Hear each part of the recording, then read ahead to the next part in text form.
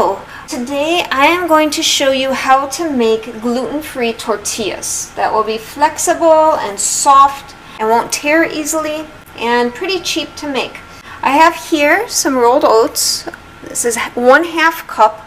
I'm going to put them in the food processor, blend it up until it's about flour, and that's good enough. It doesn't have to be super floury. Let's see. You can kind of see here. Anyway, after this I'm going to put in, these are cannellini beans.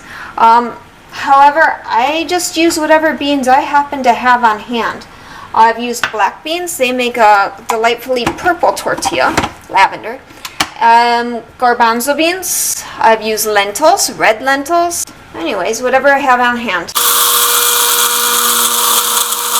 So the 1/2 cup of oats, a 1/2 cup of beans, and here comes 1/2 cup of arrowroot starch.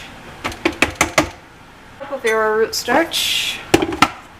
This is what I'm using. I've also used tapioca starch. Now, it's almost the same, slightly different. I like the arrowroot starch better. I can tell I'm going to need to scrape this so it's not all stuck there.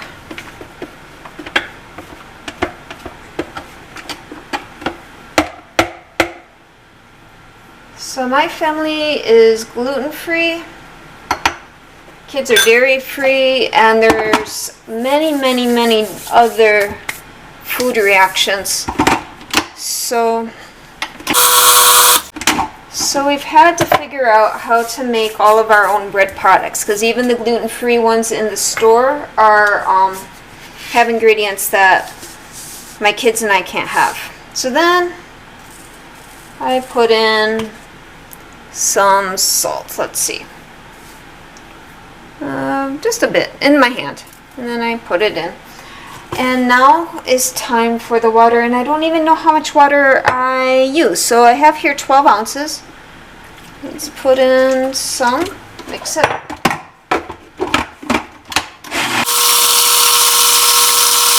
Dumped in about 6 ounces, and you can see it makes it really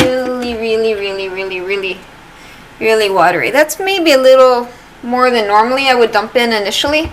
However, the arrowroot starch will start it, getting it, solidifying it pretty quickly.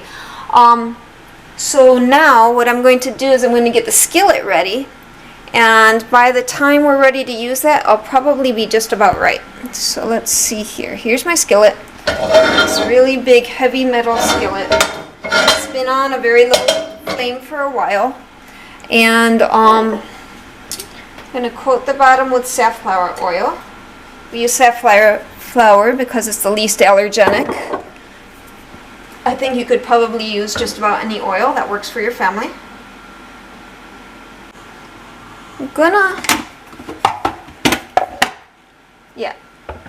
I'm regretting pouring that much water all of a sudden. What I'm going to do is I'm going to just thicken it up by adding another couple teaspoons of the arrowroot starch. At least with the arrowroot starch,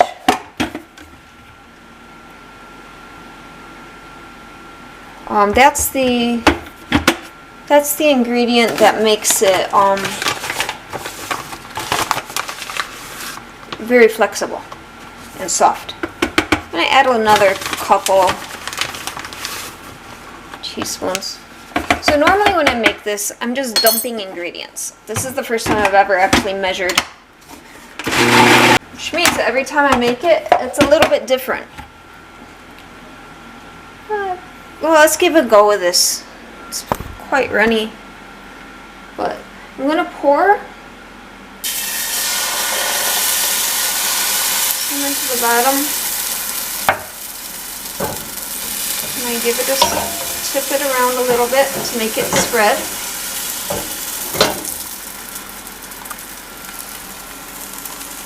And there we have it. And I let it cook until it's fairly dry on one side. Definitely the edges are dry.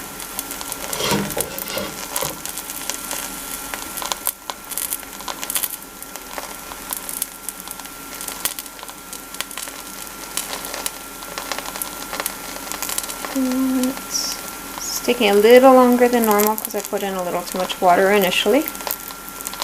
But it's all going to turn out okay. It's a very forgiving recipe.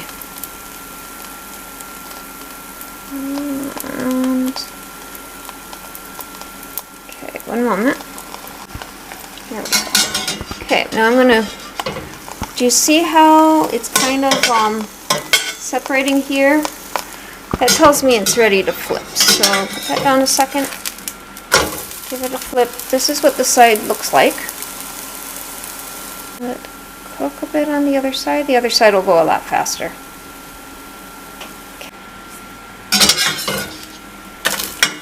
Okay, looks about done.